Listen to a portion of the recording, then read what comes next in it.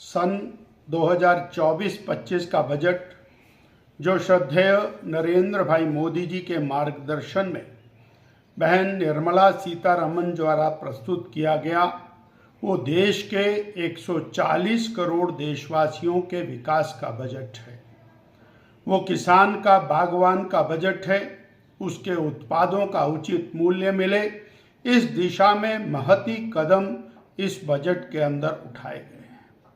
विभिन्न प्रकार से किसान बागवान की आमदनी बढ़े और उसका उत्पाद बढ़े और उत्पाद जो है वो प्रोसेसिंग के अंदर आए और उसका दाम और अधिक बढ़े, इस दिशा के अंदर इस बजट के अंदर माकूल प्रावधान है। इसी प्रकार युवाओं का बजट है, जहां पर स्वरोजगार के लिए अपने लघु मध्यम उद्योगों को स्थापित करने के लिए और जो विभिन्न प्रकार के हमारे कारीगर हैं, जो चाहे वो लोहार है, सुनार है, कुम्हार है, इसी प्रकार से विभिन्न प्रकार की और कार्यशैली में काम करने वाले लोग हैं, उनके रोजगार को बढ़ाते हुए और स्वरोजगार के साथ साथ लाखों लाखों रोजगार पैदा करने वाला ये बजट है। ये बजट और महिलाओं की भागीदारी विकास में बढ़ाने वाला बजट है और इसमें लक्ष्य रखा है कि 70% महिलाओं को और स्वरोजगार के माध्यम से आगे बढ़ाते हुए, उत्पादकता के माध्यम से आगे बढ़ाते हुए देश के विकास में शामिल करने वाला ये बजट है। ये बजट उस मध्यम वर्ग का बजट है जो लगातार अपनी कमाई में से इनकम टैक्स देकर देश के विकास में अहम भूमिका निभाने वाला है। ऐसे सरकारी कर्मचारी, ऐसे सेवानिवृत्त कर्मचारी, सरकारी अधिकारी, निजी क्षेत्रों में काम करने वाले कर्मचारी, छोटा व्यापारी जो 12 लाख रुपए तक की आमदनी के ऊपर टैक्स देता आया, अब उसे 12 लाख रुपए तक की आमदनी पर टैक्स नहीं देना पड़ेगा।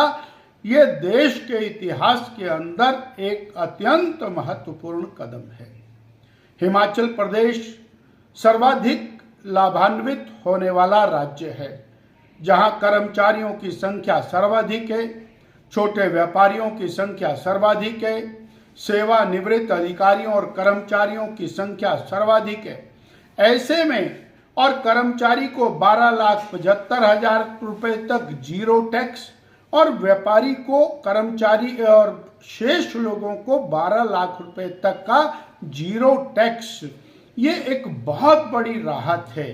यहाँ तक कि 24 लाख रुपए तक का टैक्स देने वाले, आमदनी करने वाले व्यक्ति को 1,10,000 रुपए का रिलीफ इस टैक्स रिजीम के माध्यम से मिलने वाला है।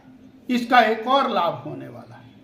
वो लाभ है कि कर्मचारी के हाथ में, अधिकारी के हाथ में, सेवानिवृत्त व्यक्ति के हाथ में, छोटे व्यापारी के हाथ में खर्चा करने के लिए अधिक राशि होगी और वो शिक्षा के ऊपर, स्वास्थ्य के ऊपर, अन्य साधनों के ऊपर जो व्यय करेगा वो और विकास को आगे बढ़ाने में काम करेगा, सर्कुलेशन बढ़ेगा और उसके कारण देश और प्रदेश का विकास होगा। हम एक बात और कहना चाहते हैं, कांग्रेस की सरकारें लगातार देश में रही, पर 2014 से पहले केवल 2.5 लाख रुपए तक की आमदनी के ऊपर और जीरो टैक्स लगता था। श्री नरेंद्र भाई मोदी जी की सरकार ने 2.5 लाख से बढ़ाकर इसको 12 लाख रुपए तक करके एक नया कीर्तिमान स्थापित किया है।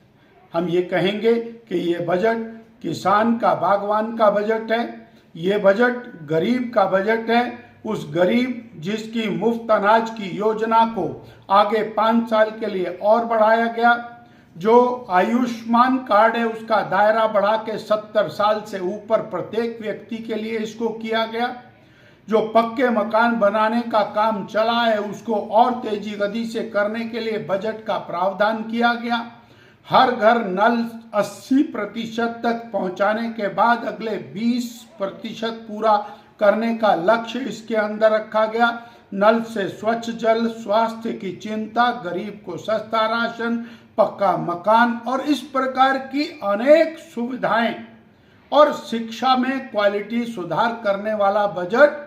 ये बजट रोजगार पैदा करने वाला बजट, करोड़ों करोड़ों युवाओं को स्वरोजगार और रोजगार देने वाला बजट है। महिलाओं को विकसित दिशा में आगे बढ़ाने वाला बजट है। अर्थात देश को 2047 में विकसित राष्ट्र बनाने की दिशा में इस